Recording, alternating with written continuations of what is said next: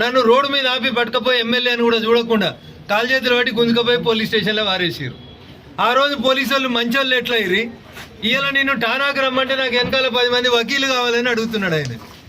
ఏం తప్పు చేయకపోతే నువ్వు కడిగిన ముత్యమే అయితివి, కేసు లొట్ట ఫీజు కేసే ఆయే, మరి ఎందుకు భయపడుతున్నావు కేటీఆర్?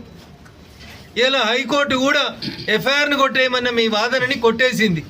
అంటే దాని అర్థమైంది, మీరు ఇన్వెస్టిగేషన్కి సహకరించుండ్రి, లేదా హైకోర్టు తీర్పు నచ్చకపోతే సుప్రీంకోర్టుకు పోండ్రి.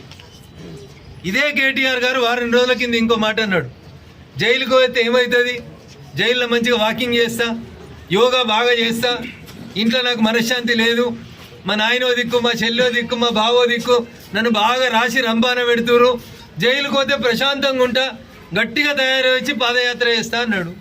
పోయిరాండి, మరి జైలు కూడా ఎట్లుంటుందో చూసిరాండ్రి. ఒక దిక్కేమో తప్పు చేయలేదంటాడు, ఒక దిక్కేమో అవినీతి జరగలేదంటాడు, ఇంకొక దిక్కు మోడీకి, ఈడీకి, బోడీకి దేనికి భయపడ్డా అంటాడు. మరి వీళ్ళకి ఇంతెందుకు భయపడుతున్నారు? అవన్నా సల్జరం వచ్చినాడు వణికినట్టు వణుకుతుండు.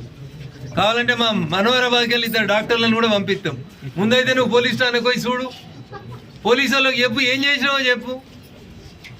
దేశం మీద చర్చిస్తా, దేశవ్యాప్తంగా చర్చ జరగాలి అన్న. నీ కడుపునొస్తే ఊరందరి కడుపునొయ్యాలి. నువ్వు 10 ఏళ్ళు నా సొంటి ఎమ్మెల్యేలు